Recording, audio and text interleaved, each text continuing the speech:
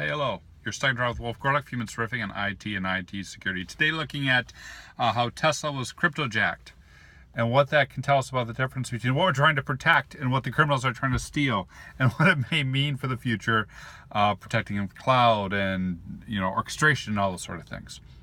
We always look towards the future, and then part of the way we do that is look towards the past, and that difference between what is today and what was and what will be is where a lot of the excitement I find in cybersecurity is.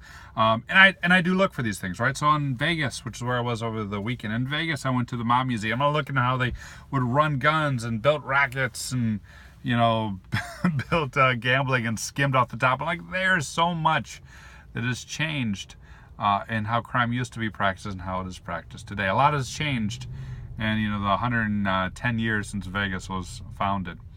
And of course, a lot of it has still stayed the same. Ultimately, the criminals are in it to bank cash. And I think when we look at something like cryptojacking, that's where we start to see those tie-ins between what they're doing to make their money and why they're doing what they're doing. So a tip for you is, if you haven't already, look at the article. I'll post it on this video about Tesla and how Tesla, one of their cloud instances, was cryptojacked, and how that led to being mined for cryptocurrency. So of course that's the new term right now for organizations that get hijacked and then miners get installed and it feeds back, right? Cryptojacking, I love it. So what happened with Tesla was they had a Kubernetes instance. Kubernetes is orchestration. It pushes out changes, and to do those things, to push out those changes, you need credentials. So it pushes out changes, and in it had credentials to an AWS instance, an S3 instance. So this Kubernetes Orchestra console was not protected. The password was easily obtained by the criminals. The criminals got in, they used that to then push out their miner and started harvesting cryptocurrency. Now, what's really interesting about that is the delta between what's important to us and what's important to the criminal. What's important to us, if you're Tesla, data privacy, telemetry, your intellectual property, all those sort of things, right, that you think of when you're trying to figure out what you're trying to protect. In that S3 bucket, they had telemetry data for a lot of their cars. And so that could have potentially been stolen, but it wasn't, because what's important to the criminals in this particular case is raw compute power, right? The ability to harvest those coins, the ability to bank that cash, right? That's their racket. They don't really care about the telemetry. And so you could see the pull there between what we think is important, what we try and build our controls around, what the criminals are actually out to get.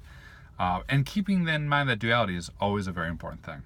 We can also see some really hard to learn lessons that we will continue to learn again and again and again and again for protecting ourselves as we move to orchestration. When you're heavily orchestrated, when you're using CI/CD, when you're using things like Kubernetes, those pipelines become incredibly valuable targets. You don't think about them because they're usually back in orchestra.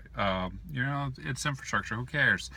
But they have all the creds, they have the keys to the kingdom, they have what the criminals want to get what the criminals need, which is the cash from cryptocurrency, right? Because they can take the passwords. So protecting those becomes very, very important.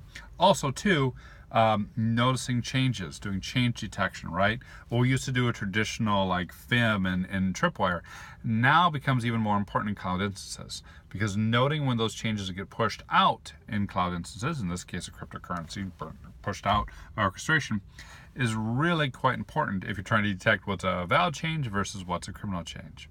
So we want to keep in mind the difference between what the criminals want and what we're trying to protect, and have a high degree of monitoring around these systems, so when things change, we know we can respond and go forward. And I think that's a hard lesson that we learned by looking at what happened with Tesla, which was just cryptojacked. What do you think? How would you have protected this type of attack in your environment? Comment, social media, hit me up.